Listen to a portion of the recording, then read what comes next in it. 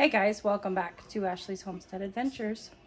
And today it is a cold, not really so cold. I shouldn't say cold because then my northern friends will call me a sissy, but it's a rainy, wet, nasty day. We are currently in the middle of a huge rainstorm, so God is giving us the moisture. I will not complain, and it's keeping me inside. So I thought I would bring you along for my next task, which is Cheeky, and give you a little update on Cheeky and also show you how I feed my sourdough starter. So what I have here is I have my scale, I have my sourdough starter, which you can see she's looking pretty good, but she is needing to be fed. I feed her once a week and keep her in the fridge. We have wheat flour because I feed her with about 50% wheat flour, regular bread flour, a bowl, a spatula. This is what she will go into once she's refed, and then a discard crock. And that is a new one because I've been pretty much using my discard as I make it. So anywho, let's jump into this and get Cheeky fed. So first thing I'm going to do is I'm going to just dump Cheeky into the bowl, make sure my scale is on.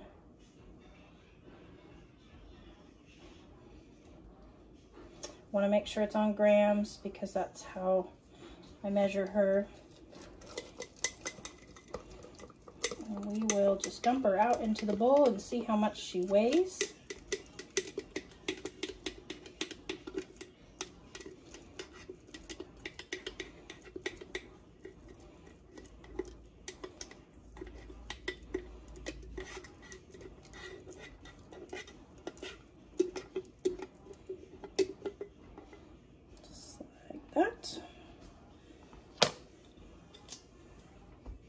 So it would appear she weighs 235 grams right now, so I'm going to cut her at least in half.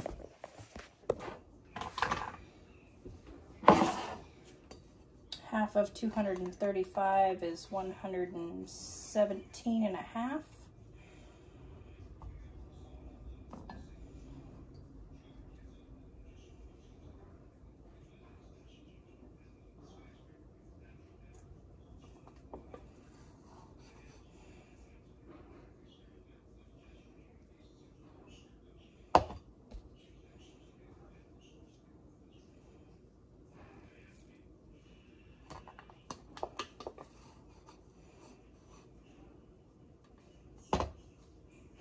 We ended up with 91, and that is okay.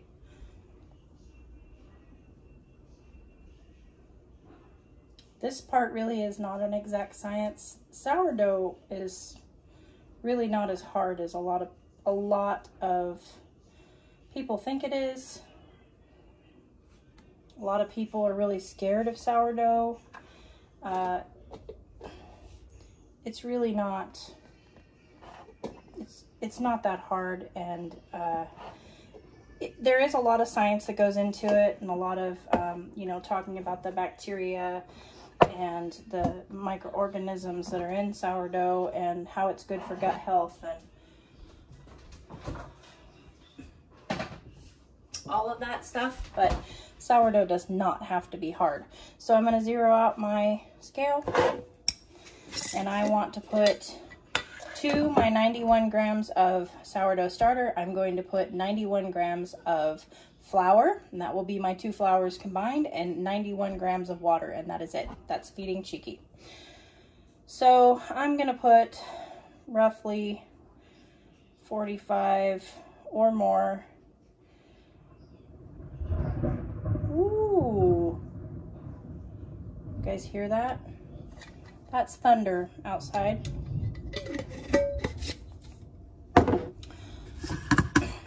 Of wheat flour, and then I will make up the difference in white flour,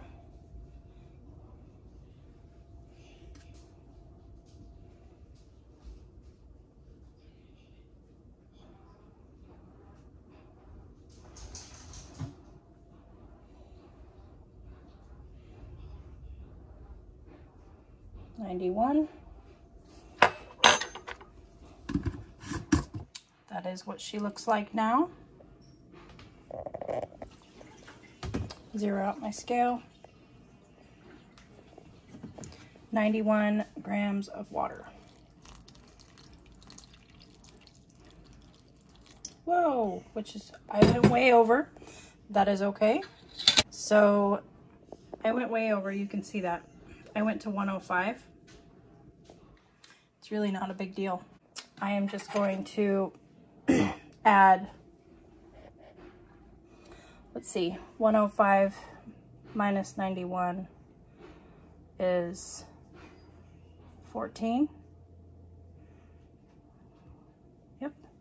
So I'm just going to add 14 grams of flour.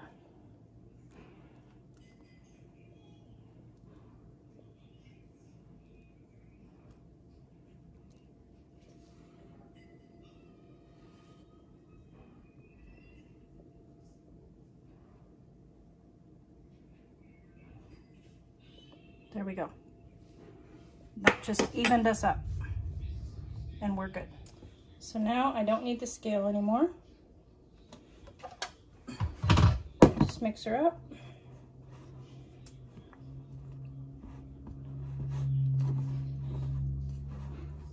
That's what she looks like now. So we're just going to put her back in to a clean mason jar. I want to show you guys that, yes, a lot of these things, you know, like making sourdough, they're scary. Raising chickens, it's scary. If you've never done it before, I mean, anything that you've never done before is scary. But because of the internet and because of all of the people that now have access to social media that use it in a negative way or a fearful way, telling you that you can't do something unless you do it exactly this way, it's ruining it for people, and it's making people scared to do some of these new things. And what I want to do is I want to encourage you to do it. If you fail, what have you wasted? 30 cents worth of flour? I mean, it's not a big deal. And if you're trying, isn't it a really cool thing that you're trying? And what if you succeed? Won't that be super cool? So I made Cheeky. I'll just tell you a quick story about Cheeky. I made Cheeky after I saw the umpteenth post on Facebook about how you start your own sourdough starter. I had been terrified of sourdough. Surely I was going to screw it up. And finally I saw it and it just said, you need to add, you know, it was a very simple recipe. You need to add 4 ounces of water with 4 ounces of flour. And every day you need to add, you know, 4 ounces of water and 4 ounces of flour for like 5 days. And then on the 6th day, you discarded half and you weighed what was left of your sourdough starter, and you started this process that I just showed you of feeding Cheeky. You had your sourdough starter, you added in its weight in flour and its weight in water. And that was over a year ago. And I brought this sourdough starter all the way from Oregon with me. And she's been with me the whole time. Now that's not an old sourdough starter. I mean, I've got OGs on here that will give me crap and be like, well, my sourdough starter is, you know, 80 years old, that is so cool and so amazing and wonderful. It's amazing to me the families that have kept sourdough alive for generations and generations and generations. But what does that do for the newbie? For the newbie, that adds pressure, and it adds a whole nother level of fear of, well, if this thing called a sourdough starter is so important that people are passing it down from generation to generation, surely it's got to be hard. It's not, you guys. Just try it. Just do the dang thing. You're not gonna regret it. You're gonna be proud of yourself. So there's Cheeky. And there's what I need to do for the rest of this rainy day. Hashtag moving. We'll see how far I get. But this pile is just the kitchen pile. There's some living room pile there. There's also my garage projects that I moved inside because it was too cold. So I need to get that coat rack painted. And this is my kitchen stack. All of this needs to fit in that little tiny kitchen. Wish me luck.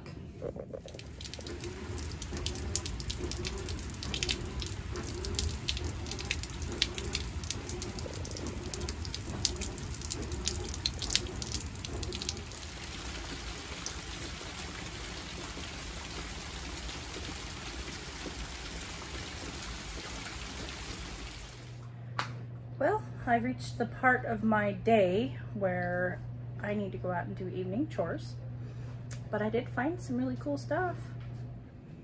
For one, I found my dearly beloved Cuisinart. In between a Cuisinart and a Vitamix, I don't know what else as far as on top of the counter blender, you know, crusher, mixer, and a KitchenAid, which my old KitchenAid is here.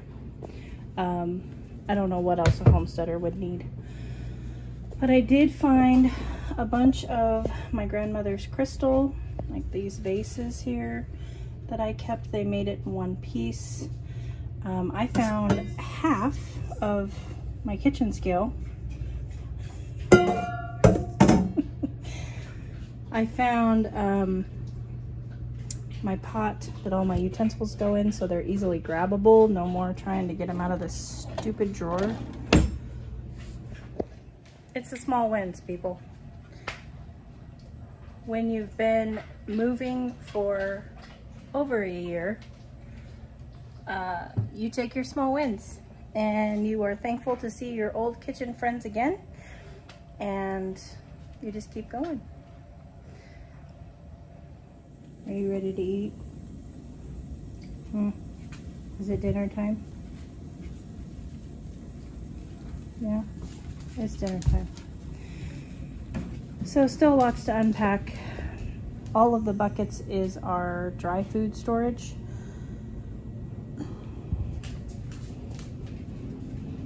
And show you something else I'm excited about.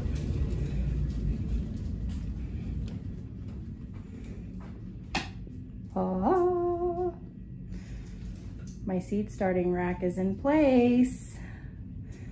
So this whole room will eventually be, it's a very, very small room. It'll be my office. And as you can see, there's like zero almost furniture in here. It will be my office that will look out that window at the barn and the garden. But it will also primarily be used, it will be lined with shelves or cupboards, and it will primarily be used for big cooking item storage. My office space and storage space. But seed starting first. Priorities.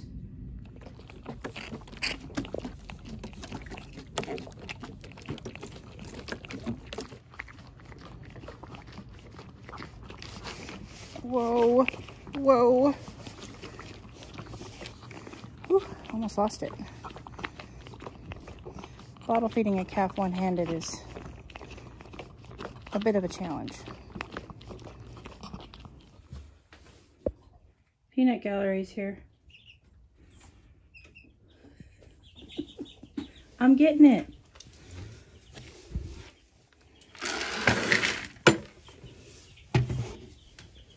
It's coming. I'll be right there. Yeah.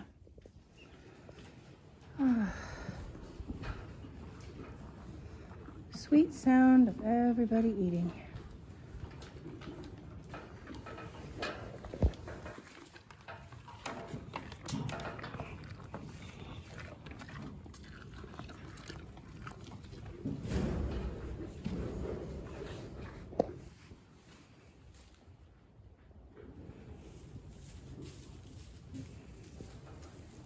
Hi, Reese's.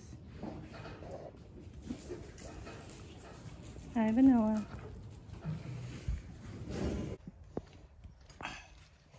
Rumor, okay.